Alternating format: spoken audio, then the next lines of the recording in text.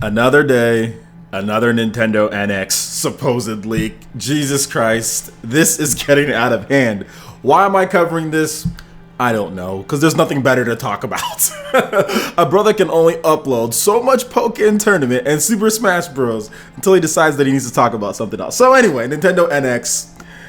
More supposed rumors, leaks, details. Like I said, grab the buckets.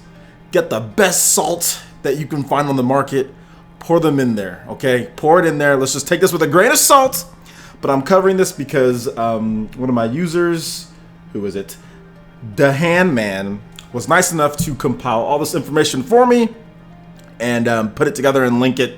So, you know what? I'm going to cover it. I'm going to cover it because he went through all the trouble of doing that. He's probably, I think he says that he writes for someone else. But anyway, thanks a lot, dude. I appreciate it. And yeah, so let's go ahead and get into these NX leaks or whatever. So, I'm going to be reading straight from the post here because I got this, at least what he linked me to was from GameSpot, the forums there. And it basically goes over a bunch of stuff. So grab some popcorn, get your salt, and let's go ahead and get into this. So, as the official NX announcement nears, most rumors peg it for a late April announcement, sometime after the release of Star Fox Zero. We're receiving more and more leaks. One of them was especially massive, posting on Reddit an art designer for what a purportedly a Western AAA game for the Nintendo NX decided to leak a lot of details about the Nintendo NX. He declined to reveal what game, or even what kind of game, he is allegedly working on, and on a whole, he decided to shy away from giving any hard specs that may end up in exposing him. However, he still had a lot to say about the Nintendo NX. So, the Nintendo NX. Information about the Nintendo NX is coming via development kit that these guys have. They're currently working on an original Western AAA exclusive for the Nintendo NX. What? But their first priority is to prepare and have some versions of multi-platform titles ready for the Nintendo NX by its launch.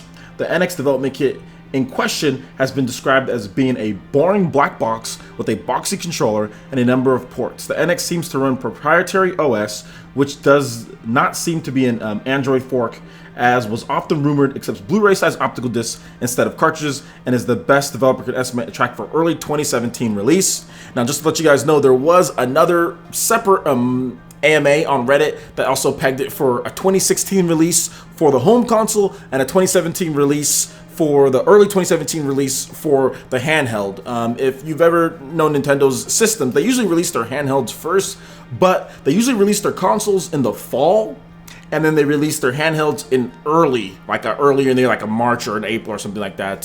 So that does fall in line with the other leak, but he's saying that it's possibly early 2017.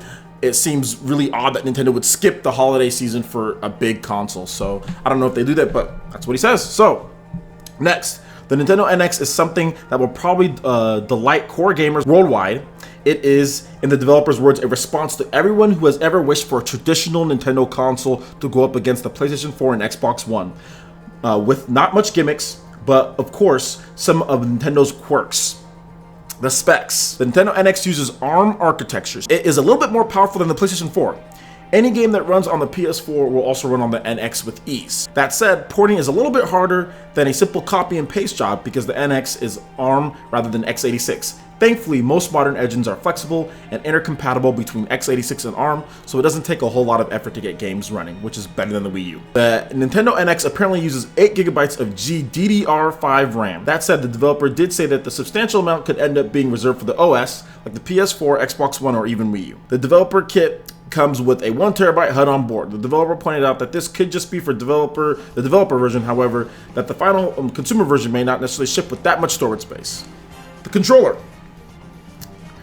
The leaker pointed out that the recent leaks were very obviously fake. That said, he did credit them for getting some stuff right. For instance, the entire controller surface is a screen, and the shoulder buttons are scroll wheels that can be clicked. With that out of the way, the leaked controllers are most controversial elements. The oval shape, touch-only controls are all false. The Nintendo NX controller seems to be rectangular in shape, has a physical D-pad, physical shoulder buttons and triggers, physical face buttons, and 2 full-blown analog sticks as opposed to nubs or sliders.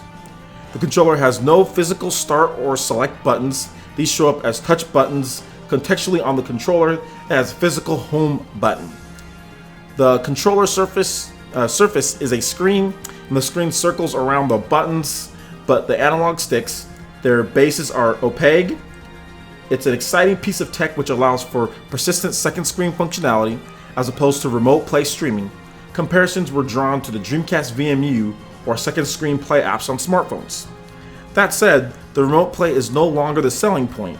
It definitely is possible. So what he's saying there, just to let you guys know, it is going to have some type of off TV play, things like that, but it's not going to be to where the dual screen gaming that Nintendo really was trying to push it with games like Zombie U, where you're constantly switching back and forth between looking at the TV or then looking at the screen or anything like that, or holding your gamepad up or anything like that. Really what it's going to be is just context sensual stuff, extra mapping that you can have on there that you can probably rearrange. And if you want to, as an option, you can completely put the game or put the system in remote play mode where it just beams it to the controller, and I don't know if it actually shows up on the TV, probably not. There's probably something going on there, but it is not a focus point, as in, because the Wii U tried that and it failed. People necessarily did not see that as a big reason to buy the Wii U. Okay, so next thing is some really exciting applications come in form of dragging icons under the physical buttons on the controller and remapping their functions in that way, like I said earlier.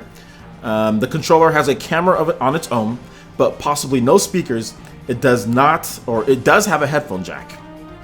The controller has a gyroscope and accelerometer, bringing it on par with the motion functionality of the PlayStation Vita or DualShock 4 or Nintendo's own 3DS or Wii U gamepad. The touchscreen is capacitive, not the resistive kind that was used on DS, 3DS, or Wii U. The controller is an independent unit with specs on par with a mid-tier smartphone, has micro SD functionality. The screen on the controller is 1080p. The controller's battery life is unknown since it's hardwired to the console in the dev kit. The controller seems to be, according to the developer, there is no NX handheld. It seems to be a gangland myth. The NX controller does not seem to be getting many independent games on its own, though it can get second screen apps / small mini games. So what they're saying is that the controller is not necessarily an independent system on its own right. Some people were thinking it's going to be like a hybrid, to where it's going to be able to have like a console and a controller that's independent, and you can take that as a whole separate handheld. What he's saying is that is not the case with this controller. So what is it? Immediately, all this sounds too good to be true. If the rumors are true, then the Nintendo NX is 1. A traditional console, 2. More powerful than the PS4, 3. A mostly normal controller without much in the way of gimmicks, but some unique functionality a la DualShock 4 on the PS4, with easy intercompatibility with Xbox One and PS4 for porting purposes, 8 GB of GDDR5 RAM, and 1 TB of storage space, using discs, not cartridges. Set for a 2017 release, although the developer did acknowledge that it could release as early as December 2016. So this is a lot to digest, and like I said, buckets of salt, guys. Please, this is not necessarily 100% fact. This is not true. I'm not saying this is true. I am just going off what I think from this right here. You can say that it's BS. That's fine. Obviously, I'm not trying to tell you to think that this is real or anything like that. Okay, I'm just talking about the news that this person decided to give to me. So, what do I think about this stuff? Well, one, the controller seems like it's cool. I think that's the one thing that the Wii U gamepad got wrong. The fact that looking between screens is not something that's fun. Being able to have to look back and forth. I mean, it was novel for like the first, I don't know, couple times that I tried it, like Zombie U and stuff, but I really got tired of looking back and forth at times. And games really stopped doing that. Nintendo's own games stopped even using the gamepad, and Nintendo's best games don't even really use it. So I can see why they wanted to just stray away from that. Now, having a control that you can still do remote play is cool. From what I understand, PS4 owners really like the idea of using their PS Vita, the ones who have bought a PS Vita, to just have the option of remote play. Having that option there and being able to just play the game on your screen, like maybe if you want to just lie down on your bed and play and something like that, then that's cool. I'm all down for that as long as it's an option. It's not forced, it's not the main thing. So I really do like that. Now, 1080p screen, that's good. And no longer resistive screen, that's also good. I do like the fact that if they're going to do that, that would make the controller a little bit more expensive, but it shouldn't be too expensive, because 1080p screens at this point, the new screens that aren't the resistive screens, those are not expensive. I mean, there are smartphones that have those abilities, 1080p screens and stuff like that, that are so cheap that literally you could buy them for really cheap. So I don't think Nintendo would have a problem getting the price down on that. Some people are talking about it'd be too expensive. There doesn't seem anything too crazy with this controller other than the fact that like you could beam the games to it. But Nintendo already has really good technology for that. So they already have the Wii U and they already have really fast streaming tech for that. That's patented. So they could easily take that and apply it to this new console, which I think that they should. The fact that they need to make the controller smaller and they need to make it more comfortable. That's the one thing. The Wii U gamepad is too big. It's too big for a lot of Nintendo's games. And a lot of Nintendo's games don't even need the Wii U gamepad functionality as far as what it could do, like Donkey Kong Country, Super Smash Bros. For Wii U. A lot of people like to just use different types of controllers. Heck, Pokémon Tournament even comes with its own controller that you can use. So I do think that that's a good idea as well. Physical buttons, obviously that's all the good stuff. Now, as far as the power goes, I know some people might be like, what? Oh, the power, it needs to be way stronger. You know, here's the thing. What it needs to do, it just needs to be strong enough. It just needs to be strong enough to be able to handle the PC porting games and to be able just to handle all that stuff. If it can handle all of that, and it's still good, and it's fast, and it's affordable. If this thing, seriously, if this console is $249, which I think that's what they're going to be aiming for. They're going to be aiming for a $249 price and really not make any money off the hardware and make money off the software. This is going to be a successful console. Now, is it going to be like PlayStation 4 where it sells like, I don't know, the the market leader, and it sells probably 100 million or whatever, or 80 million or 90 million? Probably not, because Nintendo has never sold that much outside of the Wii with their main home consoles.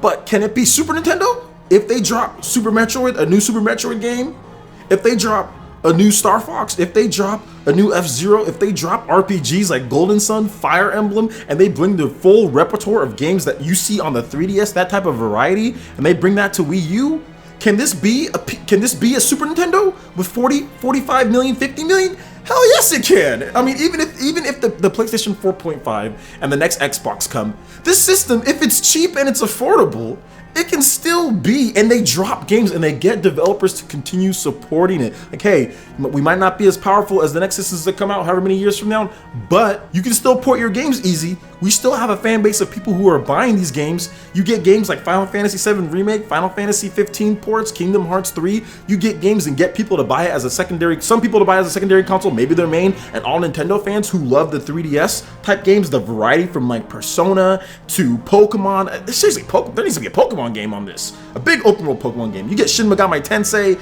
You get all the different types of games that the 3DS had on this system with good graphics.